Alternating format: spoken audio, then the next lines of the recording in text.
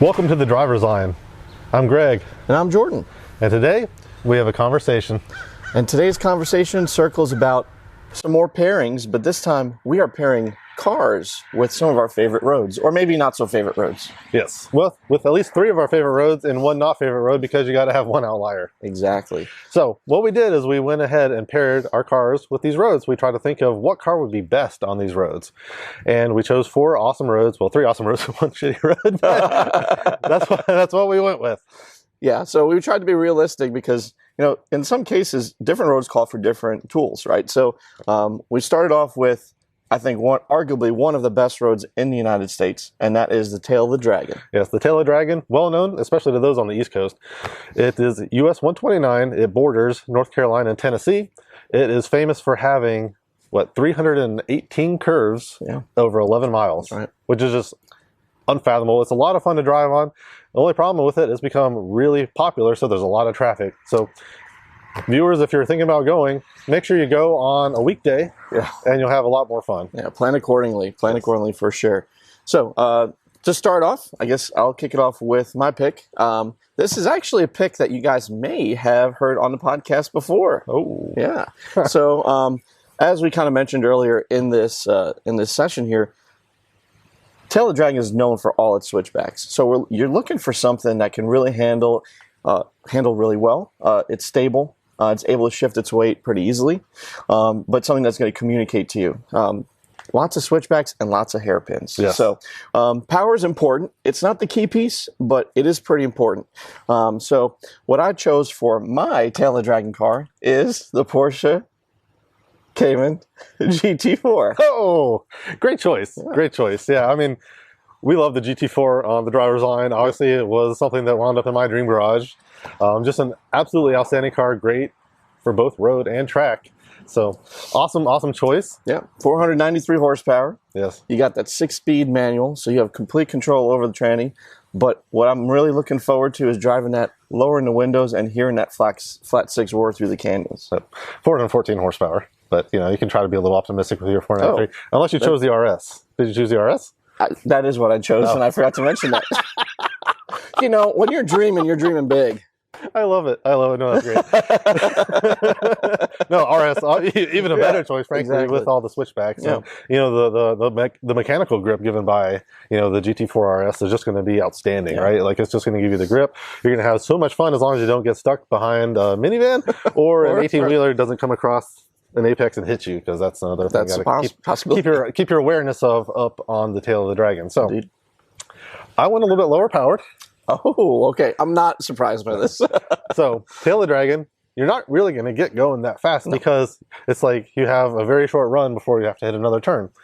And Miata is the answer. But I thought that was too much of a gimme. A little too much of a gimme. So I went with something a little unique, something that was actually not even sold here. Oh, okay. So I'm going to import something. Nice. It is the Lotus Elise Sprint 220. So the Sprint, I don't know if you're familiar with it. I like that you went with Lotus. Yeah. It is a lightweight version of a lightweight car. Lighter makes lighter. Yes, I know. In the spirit of Colin Chapman, simplify and add lightness, right? It's his famous saying. So the Sprint 220 has the supercharged 2ZZ, 220 horsepower, but it's lighter weight than a typical Elise. It's going to be a barrel of fun. The only thing it needs is some RE71 RSs on there, and you are going to go and have a ball. I think that's a fantastic choice, because you're not necessarily looking for something that's like uber comfortable and plush. No, because I thought about this as well, because one of the considerations was not how comfortable you have to be getting there and back. It's how much fun you're going to have on the Tail of the Dragon. We're towing that sucker there. We're towing it with my I-95 car when we get there. Okay, all right. Oh, I wonder what's... Okay, I'm curious. All right, well, speaking of that, let's jump into other side of the country here. We're hopping all the way over to the West Coast. All right. We're talking about US 1. Yeah, Route 1, Pacific Coast Highway, known for its beautiful, beautiful Pacific Ocean vistas. Phenomenal drive, goes all the way from basically LA all the way up to San Francisco. You get views of Big Sur as you go up. I mean, just an absolute wonderful drive. I've done it once before in my life. Would love to do it again. Yeah, I got to go out there on the West Coast and just dabble a bit in there, but I didn't get to experience the full thing, unfortunately. But I definitely want to make a trip out there. But I think what you're describing is really important, because Vistas is what that drive is all about. So I selected something that was open air. Oh, I did too. Okay. So what was your good open air choice. vehicle? All right. So I decided to go with something American because I felt like, when you think of US 1 through California, I'm just thinking of like just classic Americana open top motoring. You do have some of the canyon around you, so listening to a really nice engine is really important to me as you're driving through. So you're experiencing really great views by having an open top, but you're also getting serenaded by a fantastic flat plane Oh. V8. Oh. And that's got to be the C8 Z06. Hardtop convertible. But I'm going to go with the base suspension on that one. I'm not going to upgrade suspension because, it's a fun road, but handling isn't as important to me on this one because it's more about those, we're cruising down this windy road. I'm not attacking the corners. I'm enjoying the views. So that Magnemite suspension on that base Z06 is going to treat me well. Yep. And I'm going to get to enjoy the views and the sound coming from that fantastic flat plane V8. Fantastic choice. That was actually my second choice, believe it or not. I was very, very close to choosing the Z06 hardtop convertible as well. But I wanted something that gave me a little bit more of a view because the Z06 hardtop convertible is a little bit enclosed, right? All right. So it's not quite as open air as other things. But I mean, fantastic choice because you've got that 8-speed dual clutch, shifts rapidly. The thing looks amazing. I love how it looks. It's going to look perfectly at home going up and down the roads of California. You've got power in those small places on the PCH where you can open it up, but you got plenty of power. And power is important to me, even when I don't need it. Of course, the flat plane V8 just sounds like nothing else. I mean, it just sounds so good. Yeah. So I also chose something with the flat plane V8. Oh, I think I know where we're going with this one. And I'm wondering if your first choice was my second choice. So let's see. I also wanted something that was at home in California. I knew it. Something that fits in with everyone in California and LA, the glam. I like it. All of this. You got to fit in California. A little bit more expensive than yours. Yeah. Comes with a twin turbo, flat plane, V8, nice. 612 horsepower. Yep. Hardtop convertible. It is the Ferrari Portofino M. Beautiful choice. This was actually my second choice.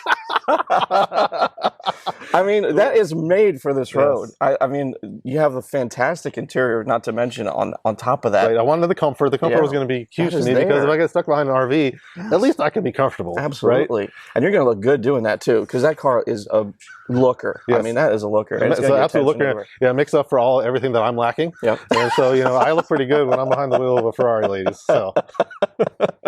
Who doesn't, right? All right, exactly. And so it also carries the M, which stands for Modificato. Think of the other cars that have carried this before. Hey. The 512, the Testarossa, and the 575M, right? So this was the enhanced versions of all of those cars, and so this is an enhanced version of the Portofino. So it's a little bit less plush, a little bit less comfortable than the standard Portofino, but it gives you that extra oomph. Yeah, so you got a little more oomph for those corners. Absolutely. I like it. That's a fantastic choice. Thank you, thank you. See, you have great taste. So do you. All right, so we went West Coast. Now we're going to kind of meet in the middle. Yep. We're going to just connect the two, right? Exactly. So the Mother Road, as it's famously called, right? Route 66, connecting the Midwest all the way out to Santa Monica, California. There's been stories told, movies done. Yep. It's an absolute piece of Americana songs standing on the corner of Winslow, Arizona. That's right. Just absolutely piece of American history. I had the pleasure of taking a road trip on Route 66 way back in the day, but it was in a Chevy Malibu. So, did you choose something a little better this time? Rental vehicles don't do super well on Route 66. I'm sorry, say it one more time. I'm distracted by the fact that it was a Chevy Malibu. It was a Chevy What Malibu, a bummer. Yes, one of the many Malibus in your past. That's true. So, did you choose something a little better this time? I chose something better, but older. Oh.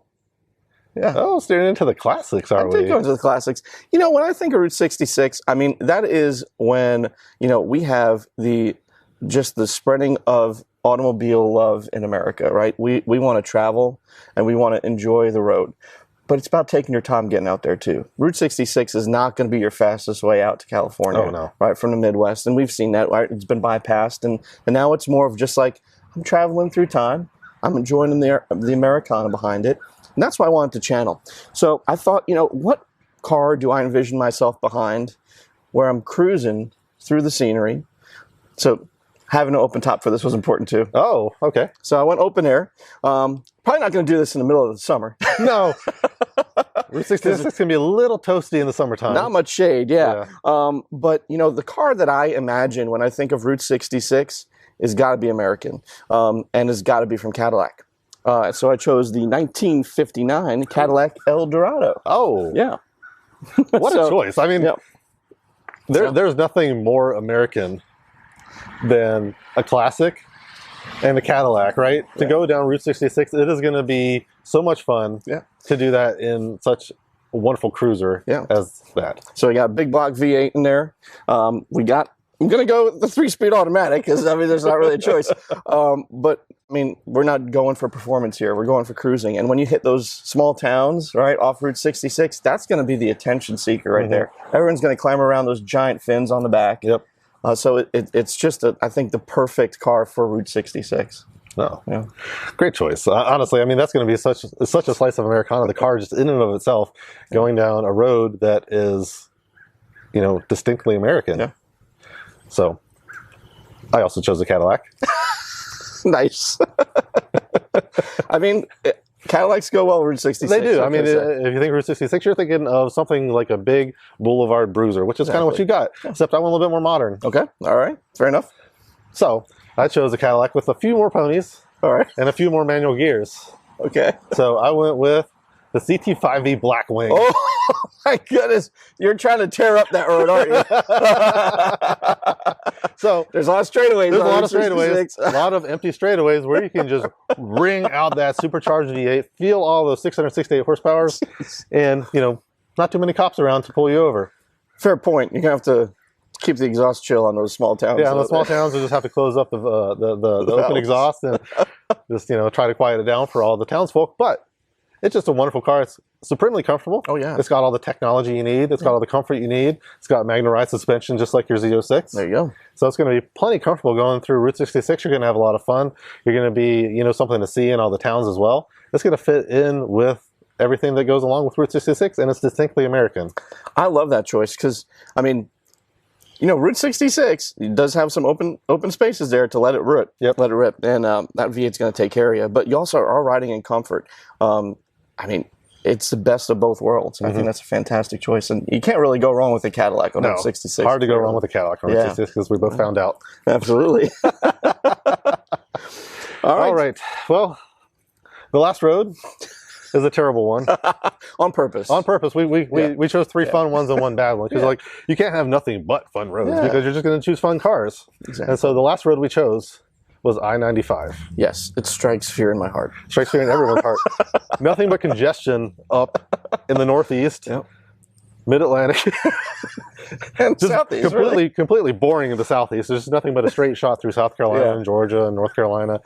And then you get to Florida and people drive like loons. So because they're trying to get to Disney. Exactly. Trying to get to Disney, trying to get to Miami and South Miami. Florida. Yeah, so craziness. So needless to say, we wanted something, you know, that's going to challenge us from a different perspective. So absolutely.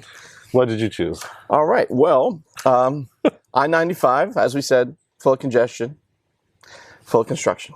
Oh, nice. Right? I don't really want to get out of the car when I'm on I-95. I want to sit. I want to relax. And I don't want to take 300 restroom breaks on my road trips. You talking to someone in particular there? She'll figure it out. So, that's neither here nor there. If it were me, I would just like, the only times I'm stopping is to refuel, right? Yes. So for me, range was important. So you got a bottle for your pee? We don't need to go there.